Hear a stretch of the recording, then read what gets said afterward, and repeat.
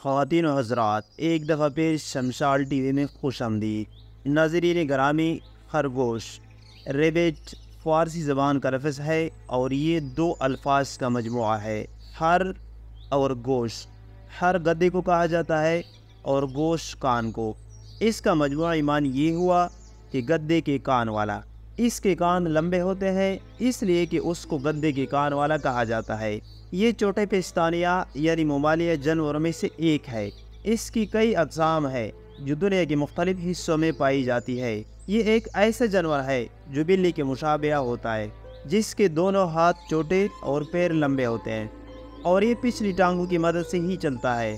اس کا گوشت ہلکا، نمکین اور لذیذ ہوتا ہے۔ یہ حلال جانور ہے۔ حضرات محترم، بسا اوقات مادہ خرگوش اپنی نر سے جفتی یعنی ملاپ کرنے لگ جاتی ہے، چونکہ اس میں شہوت کا غلبہ زیادہ ہوتا ہے، اور مادہ خرگوش حالت حمل میں جفتی کر لیتی ہے۔ عموماً یہ رات کے اندھیرے میں ہی جفتی یعنی ملاپ کرتے ہیں۔ ناظرین گرامی، خرگوش کی خصوصیت یہ ہے کہ یہ آنکھیں کھول کر سوتا ہے اور رات کے اندھیرے میں دیکھنے کی صلاحیت رکھتا ہے۔ یہ زمین میں بیل بنا کر رہتا ہے اور زیر زمین پوری سوسائٹی بنا کر ہی رہتے ہیں۔ ایک بیل میں دو نر نہیں رہ سکتے ہیں۔ نر ایک دوسرے کو اتنا مارتے ہیں کہ ختم ہی کر دیتے ہیں۔ ان میں سے آپس میں بات کرنے کی صلاحیت ہوتی ہے۔ ویسے یہ خاموش طبیعت جانور ہے۔ عرب لوگ خرگوش کے بارے میں خیال رکھتے ہیں کہ جنات خرگوش میں حیض ہونے کی وجہ سے اس سے دور رہتے ہیں۔ خرگوش کو حیض بھی آتا ہے اور یہ گوشت وغیرہ بھی کھاتا ہے، جگالی کرتا ہے اور مینگنیاں کرتا ہے، اور اس کے دونوں پیروں کے نیچے اور جبڑوں کے اندر بال بھی ہوتے ہیں۔ حضرات محترم، کیا آپ کو معلوم ہے کہ حال حاضر میں متعدد ممالک میں پالے جانے والے انگورا خرگوش کا اصل وطن اینکرا ہے، اور خرگوش کی یہ نسل یہیں سے دنیا بھر میں پھیلی۔ نرم و ملائم اور لمبے بالوں والے اس نسل کو اینکرا کے خرگوش کے نام سے بھی پہچانا جاتا ہے۔ تاریخی ذرائع کے مطابق ترکیہ میں اینکرا کے خرگوش کی نسل 1723 میں ختم ہو گئی۔ اسی دور میں یورپ میں فرانسیسی امراء کا مقبول ترین پالتو جانور اینکرا کا خرگوش تھا۔ سن 1900 کی دہائی کے آغاز میں خرگوش کی یہ نسل امریکہ میں متعارف ہوئی۔ سینکڑوں سالوں بعد جرمنی میں مقیم ایک ترکی شہری دوبارہ اس خرگوش کو ترکیہ لایا۔ اینکرا کا خرگوش اپنے مادر وطن کے ساتھ آسانی سے مانوس ہو گیا اور دوبارہ سے پھیلنا پھولنا شروع کر دیا۔ حاضرین گرامی، اینکرا کے خرگوش کو پالنے کا پہلا مقصد تو اس کی اون حاصل کرنا ہے اور اس کے بعد اس کا گوشت اور کال۔ اینکرا کا خرگوش اون کے حصول کے لیے پالی جانے والی خرگوش کی واحد نسل ہے۔ ہر خرگوش سے سال میں اوسطاً 1 کلوگرام اون حاصل ہوتی ہے۔ خرگوش کی اون بہت ہلکی پھلکی، نرم و ملائم اور گرم ہوتی ہے۔ ان خصائص کی وجہ سے اس سے زیادہ تر کپڑوں، ٹوپیوں، کوٹوں، کمبلوں اور بچوں کے ملبوس اور اسکیٹنگ کے ملبوس کی تیاری میں استعمال کیا جاتا ہے۔ اپنی الیکٹرو میگنیٹک خصوصیات کی وجہ سے گینٹیا کے مریضوں کے لیے تیار کیے جانے والے خصوصی لباس کا بنیادی عنصر بھی یہی اون ہوتی ہے۔ علاوہ باتیں، آواز کی لہروں کو روکنے کی وجہ سے اینکرا کی خرگوش کی اون کو فضائی و خلائی صنعت میں بھی استعمال کیا جاتا ہے۔ حاضرین گرامی، اینکرا کے خرگوش کی اون بھیڑ کی اون سے 8 گنا زیادہ گرم رکھتی ہے اور الرجی کا سبب بھی نہیں بنتی۔ دنیا بھر میں 10,000 ٹن کے قریب خرگوش کی اون پیدا کی جاتی ہے۔ افسوس سے کہنا پڑتا ہے کہ موجودہ دور میں انگورا اون کا پیداواری مرکز اس خرگوش کا اصل وطن ترکیہ نہیں ہے۔ انگورا اون کا 90% چین میں پیدا کیا جاتا ہے۔ دنیا بھر میں اینکرا کا خرگوش امریکہ، آسٹریلیا اور یورپ میں لاکھوں کی تعداد میں پیدا کیا جاتا ہے، لیکن اپنے مادر وطن یعنی ترکیہ میں ابھی صرف چند ایک فارموں میں ہی اس خرگوش کی پیداوار دی جا رہی ہے۔ ناظرین گرامی، اب آتے ہیں کہ خرگوش ہم کیسے پال سکتے ہیں۔ دنیا بھر میں ایک مفید پیشہ مانا جاتا ہے۔ پاکستان کے چاروں صوبوں میں گھریلو سطح پر پالا جانے والا جانور ہے۔ اس کی کمرشل فارمنگ نہ ہونے کے برابر ہے۔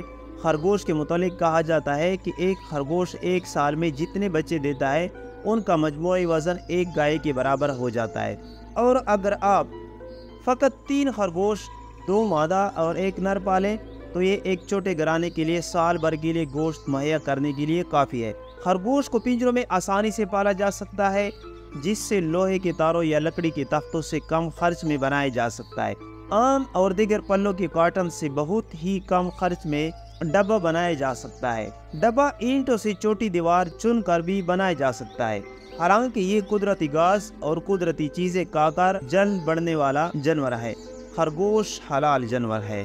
حاضرین گرامی، ایک مادہ ایک ڈیلیوری میں 4 سے 6 بچے دیتی ہے جو 60 سے 70 دن میں تیار ہو جاتے ہیں۔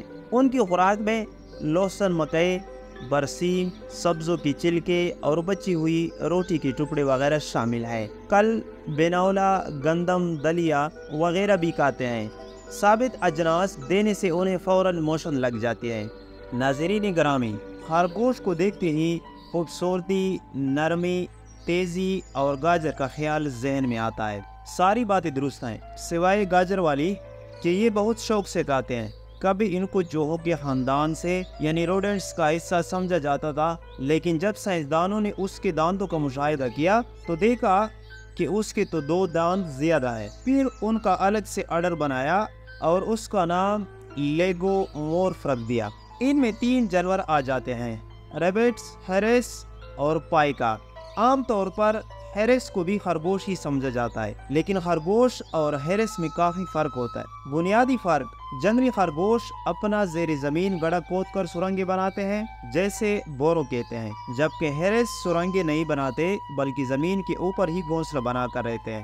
جنگلی خرگوش کے بچے پیدائشی طور پر آنکھیں نہیں کھول پاتے اور نہ آزادی سے حرکت کر سکتے ہیں، انہیں زبردست نگہداشت کی ضرورت ہوتی ہے، جبکہ ہیرس کے پیدائشی طور پر طاقتور ہوتے ہیں اور کچھ گھنٹوں بعد ہی ماں باپ کا ہاتھ بٹانا شروع کر دیتے ہیں۔ جنگلی خرگوش کے کان اور ٹانگیں ہیرس کی نسبت چھوٹی ہوتی ہے۔ جنگلی خرگوش ہجوم میں رہتے ہیں جس سے کالونی کہا جاتا ہے اور بہت تیز دوڑتے ہیں، جبکہ ہیرس اکیلے رہتے ہیں اور آہستہ رفتار رکھتے ہیں۔ پائکا اونچے ٹھنڈے پہاڑی علاقوں کا ننھا سا خوبصورت جانور ہے جو اپنی آواز سے مشہور ہے۔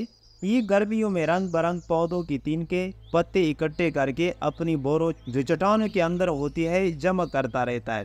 اس کی شکل خرگوش سے بہت ملتی جلتی ہے، لیکن کان اور پاؤں بہت چھوٹے ہوتے ہیں۔